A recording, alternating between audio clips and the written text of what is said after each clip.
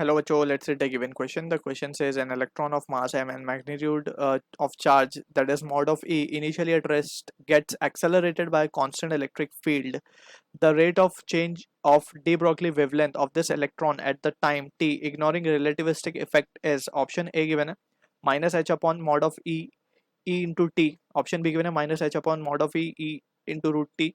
Option C given है minus h upon mod of E into E t square. Option D given है mod of E t upon h. So इस question में we need to understand about the concept of de Broglie wavelength. So according to de Broglie hypothesis, we know that every moving particle is associated with wave, right? And that wave is having a wavelength corresponding to h by p, right? यहाँ पे lambda is nothing but the de Broglie wavelength, h is the Planck constant, p is the momentum. So ये basic formula है de Broglie wavelength का. अब हमसे question में पूछा गया rate of change of de Broglie wavelength, यानी कि बेसिकली हमें इसको डिफरेंशिएट करना होगा with respect to time. But before that हमें कुछ further data is also been given जो कि हमें यूज करना है. तो सबसे पहले हमें गिवन है इलेक्ट्रॉन है जिसका मास m है और इनिशियली रेस्ट पे है, उसका मैग्नीट्यूड हमें गिवन है और वो एक्सेलरेट हुआ है इन कांस्टेंट इलेक्ट्रिक फील्ड. सो अगर हम इलेक्ट्रिक फील्ड की बात करें, let's suppose this is the uniform electric field का डायरेक्शन वी आर कंसिडरिंग. अब कांस्टेंट इलेक्ट्रिक फील्ड है टुवर्ड्स राइट साइड. सो यहाँ पे हमें पता है कि अगर हम इलेक्ट्रिक फील्ड के अंदर किसी चार्ज पार्टिकल को रखते हैं तो इट एक्सपीरियंसेस अ फोर्स. ठीक है, तो यहाँ पे वी कैन सी अगर हम एक पॉजिटिव चार्ज रखें so it will B experiencing a force in the direction of electric field and इसका वैल्यू आता है Q इंटू ई. अगर हम नेगेटिव चार्ज रखें so it will experience a force in the direction opposite to that of electric field. Magnitude same ही होगा of the force, that is Q into E, right. अब यहाँ पे we can write this formula is to be F bar is equals to minus of Q E bar for our case, क्योंकि हम देख सकते हैं कि फोर्स और इलेक्ट्रिक फील्ड का डायरेक्शन क्या है, अपोजिटली डायरेक्टेड है. ठीक है ना, क्योंकि नेगेटिव चार्ज है इलेक्ट्रॉन, इसीलिए we will be having this. In terms of magnitude हम क्या लिख सकते हैं, just F equals to q into e. Clear.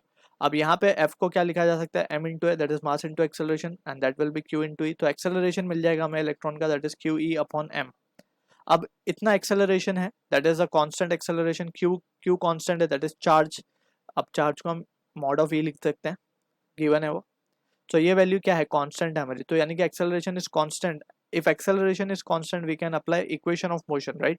For constant accelerated motion we can apply equation of motion. So by first equation of motion, that is v equals to u plus at, हम क्या निकाल सकते हैं, जो velocity वो attend करेगा, that is final velocity. Initially it was at rest, plus A की value हम लिखेंगे mod of E upon M into E into T.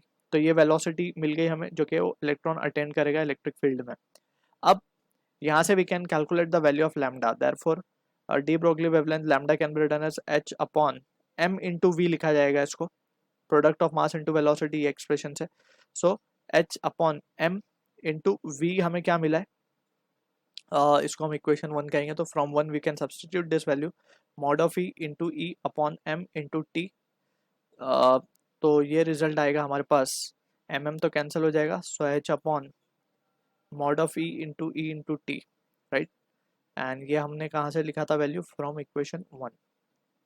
सो अब हमें चाहिए बेसिकली रेट ऑफ चेंज चाहिए, राइट. सो हमें इसको डिफरेंशिएट करना पड़ेगा with respect to time. So differentiating, ये लैम्डा मिला हमें, differentiating with respect to time. So ये मिलेगा rate of change of wavelength, that is this, and it will be H upon mod of E into E, ये तो constant है बाहर आ जाएगा, इंटू 1 अपॉन टी का जब हम डिफरेंशिएशन करेंगे so it will be t raise to minus 2. ठीक है ना, इसका आएगा टी रेज टू माइनस 2 और इंटू माइनस 1 भी आएगा, साथ में मल्टीप्लाई करेंगे, क्योंकि हमें पता है कि जो एक्स रेज टू एन का फॉर्मूला होता है डिफरेंशिएशन का, that is d by d x of this is n x raise to n minus 1. ठीक है, तो हमने 1 अपॉन टी को क्या लिख सकते थे, 1 टी रेज टू माइनस 1. तो t raise to minus 1 will be corresponding to this x raise to n, और उसके बाद हम ये फॉर्मूला लगा के हमें ये रिजल्ट मिलेगा. तो finally we can say therefore जो D lambda by D T की वैल्यू आएगी, it comes out to be minus of H upon mod of E into E T square. So from this we can say option C जो है हमारा correct answer है for this question. I hope you understood the solution. All the best.